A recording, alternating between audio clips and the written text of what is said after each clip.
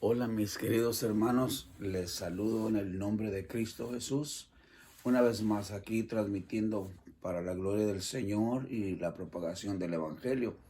Estamos una vez más en su programa Vivificados en Cristo, esperando llegar a su hogar, a donde usted se encuentre y compartir con usted lo que Dios ha puesto en nuestros corazones. Es un gozo poder saludar a los hermanos, los que ya conocen, a nuestros amigos que están todavía buscando. Esperamos que la gracia del Señor les llene, el poder del Señor los alcance y que puedan entender las verdades del Evangelio, lo que nosotros hemos ya visto, conocido, oído, y que eso ha venido a traer un cambio y una transformación en nuestras vidas. Vamos a hacer una oración antes de dar comienzo al mensaje de esta tarde, este hermoso lunes que Dios nos ha dado. Amantísimo Padre, te pedimos que nos bendigas a todos, que nos llenes de tu gracia y de tu amor. Abre nuestros oídos, nuestra mente, nuestro corazón, para que con sencillez comprendamos tu palabra. Gracias, Dios. La Biblia nos dice claramente que la Escritura es inspirada por ti para que nosotros podamos crecer en tu gracia, ser instruidos y beneficiados con ella. Gracias, mi Señor. Gracias por todas las bendiciones recibidas. Bendice a los que nos están escuchando en el nombre de Cristo Jesús. Amén. Muy bien. Ayer domingo en las iglesias cristianas, en muchas, se celebró lo que llamamos el domingo de Pentecostés o el día del Pentecostés.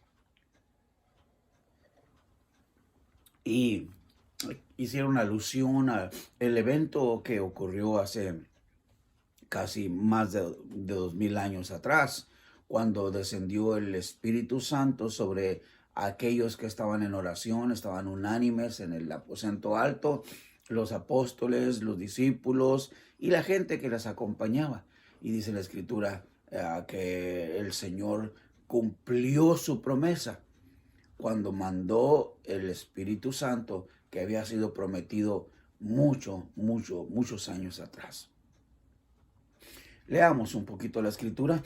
En el libro de los Hechos, en el capítulo 2, de los versículos 1 al 4, Reina Valera, la versión de 1960, dice de esta manera: Cuando llegó el día del Pentecostés, estaban todos unánimes juntos, y de repente vino del cielo un estruendo como de un viento recio que soplaba, el cual llenó toda la casa donde estaban sentados, y se les aparecieron lenguas repartidas como de fuego, asentándose sobre cada uno de ellos.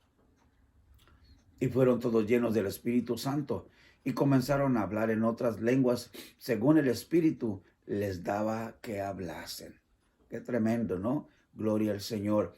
Dice que se encontraban unánimes. Es muy importante ver esta palabra. O sea, había una unidad en el pueblo del Señor. La iglesia que apenas se estaba formando, los seguidores del Señor que Él había alcanzado y que había llamado, ahí estaban y tenían un solo pensamiento, una sola mente, una sola idea. Y ahí se encontraban ellos predicando el mensaje, pero en este momento estaban todavía asustados. Era la casa donde vivían los discípulos, los apóstoles, los 12. Y ahí se encontraban pues resguardados por las circunstancias. Jesucristo había sido crucificado, Jesucristo había sido asesinado, y los discípulos tenían miedo de alguna represalia, de que ellos también fuesen perseguidos y ejecutados, lo mismo que su maestro. Sin embargo, algo muy especial ocurrió. A pesar de las circunstancias, del miedo, del susto, del temor que existía en la iglesia en ese momento por lo que estaba ocurriendo, Dios se manifestó de una manera muy especial. Primeramente vamos a entender, dice la Escritura, que fue el día del Pentecostés. ¿Qué es el Pentecostés? Lo que entendemos por el día del Pentecostés, si vamos a las Escrituras en el Antiguo Testamento, era una celebración judía que ocurría 50 días después de que se celebraban la Pascua.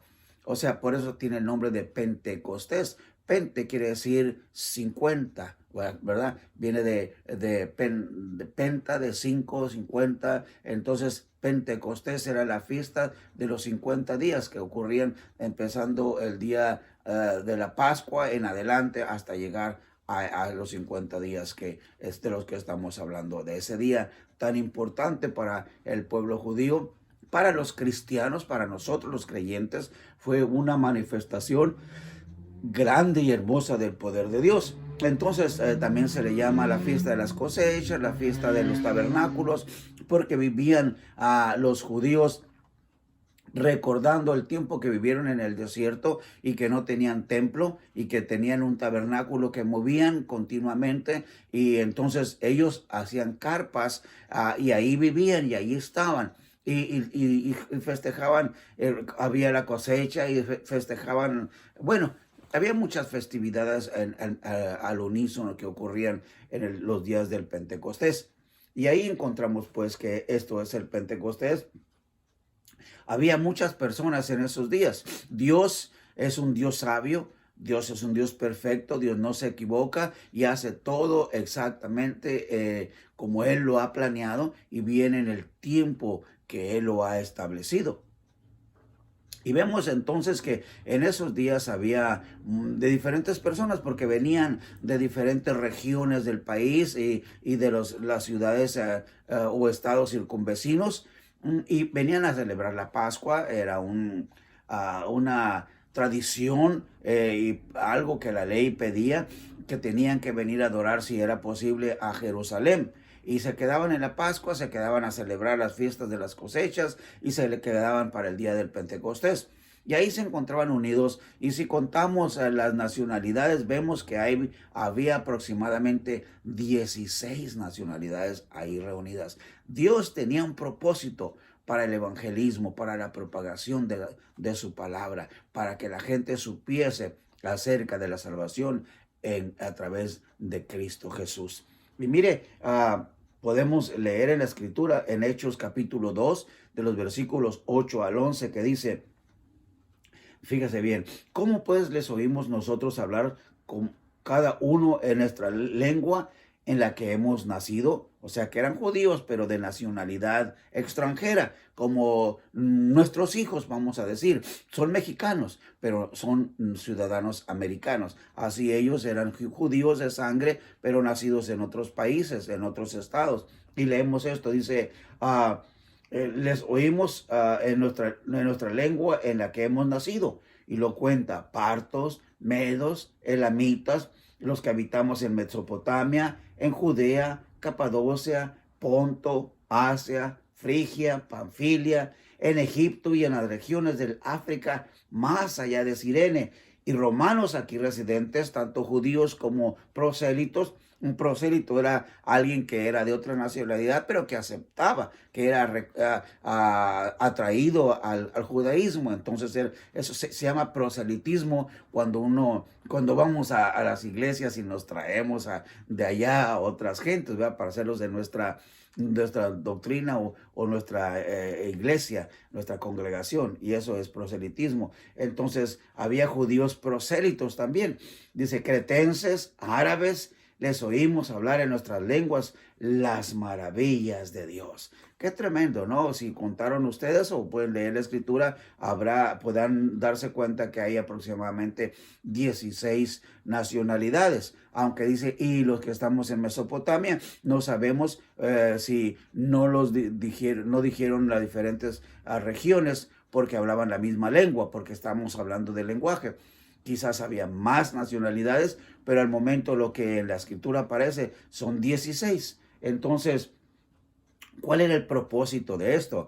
Dios llegó a consumar su obra o a cumplir su plan de enviar el poder del Espíritu Santo para ese día, porque Él sabía que en ese día se iban a juntar personas de todas las regiones, iban a recibir el mensaje, y ellos al regresar a sus hogares iban a llevar el mensaje de salvación.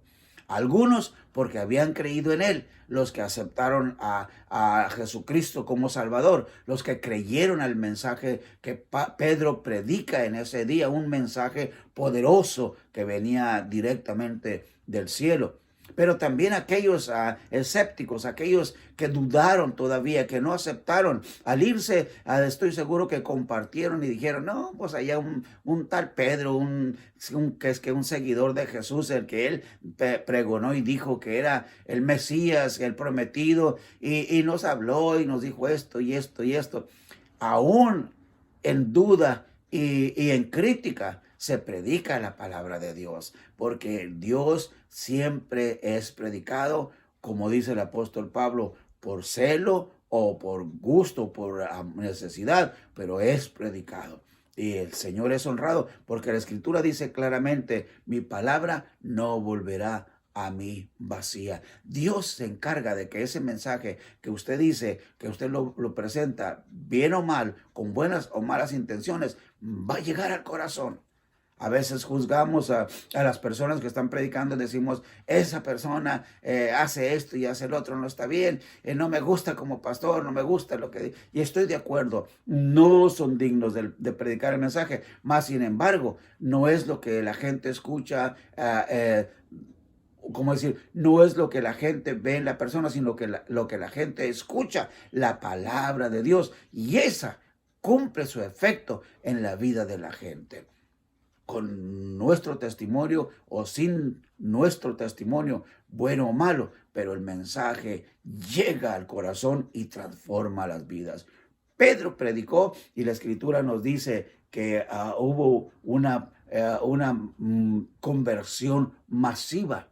Y esto es lo que el poder, el día del Pentecostés, el descenso del Espíritu Santo vino a traer en las vidas de las personas que lo estaban escuchando, que vieron cuando vieron la manifestación en los discípulos y en los apóstoles, porque dice que había como 120 personas en el aposento alto, ¿verdad?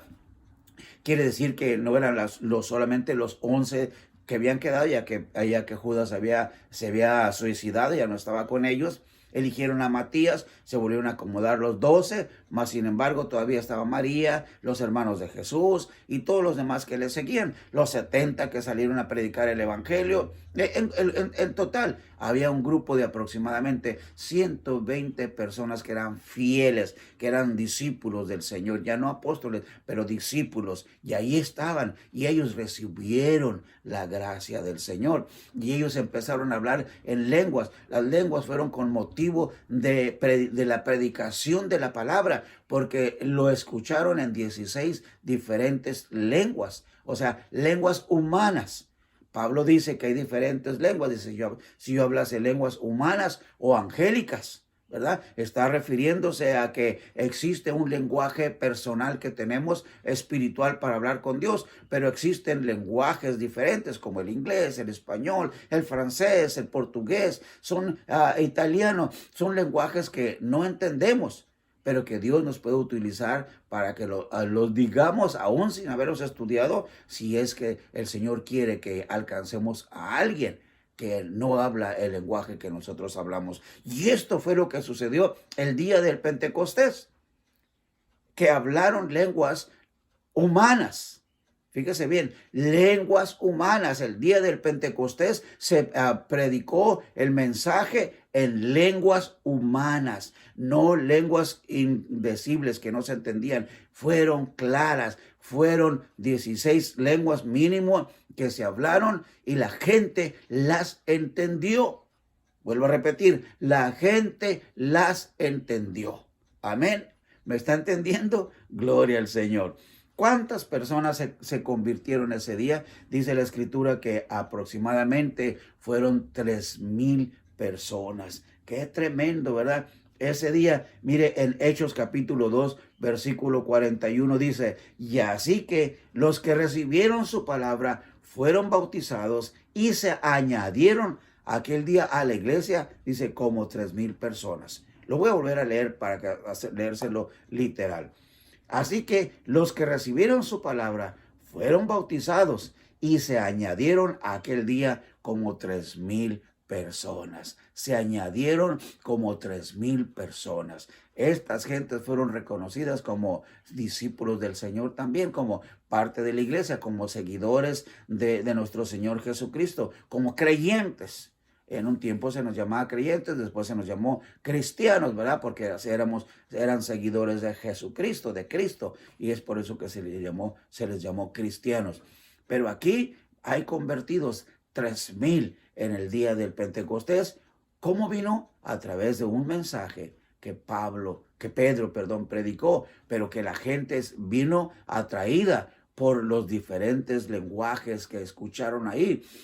Ahora, oyeron el mensaje en diferentes lenguas.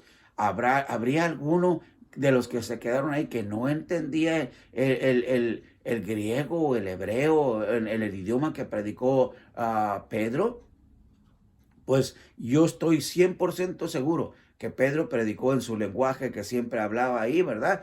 Pero si hubo alguno que estaba ahí que no entendía, le garantizo, que no conocía el lenguaje, le garantizo que Dios con su poder hizo que todo mundo entendiera el mensaje de Pedro. Es por eso que fueron 3,000 convertidos en ese día. O sea, vemos entonces ahora la celebración del día del Pentecostés.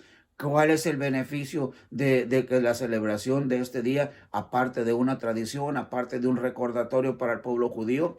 Primeramente, la salvación de las almas. Ese día se salvaron 3,000 personas. Y ojalá en nuestras iglesias, si celebramos el día del Pentecostés, se haga un llamado a la vida de las personas, un llamado al corazón para que vengan a los pies de Jesucristo y se conviertan y sean añadidos a la iglesia también, como esos 3,000.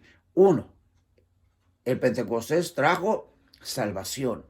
¿Qué es lo más importante que todo? ¿Qué es lo que Dios quiere? Dios no quiere que el impío se pierda, sino que proceda al arrepentimiento. Ese es el mayor propósito de nuestro Padre Celestial, la salvación de cada uno de los seres que Él formó, de los seres humanos, como usted y como yo. 2, el cambio en nuestras vidas. Leemos, 2, la investidura del poder de Dios. Empezando el libro de los Hechos en el capítulo 1, en el versículo 8 dice, pero recibiréis poder cuando haya venido sobre vosotros el Espíritu Santo.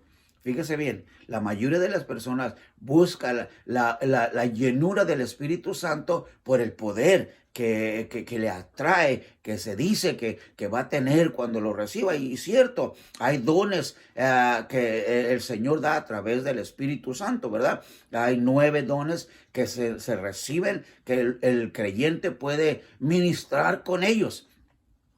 Mas, sin embargo, el motivo más fuerte de la unción del Espíritu Santo es el poder para testificar. Porque, vuelvo a repetir, a Dios le interesa la salvación de las almas. Y a través de su mensaje, a través de su testimonio, usted puede alcanzar a otros para Cristo Jesús. Entonces, así como Pedro predicó y trajo 3,000 personas, nosotros podemos ser, ahora dice, recibiréis poder cuando haya venido sobre vosotros el Espíritu Santo. ¿Para qué? Para que me seáis testigos en Jerusalén, Judea, Samaria y hasta lo último de la tierra.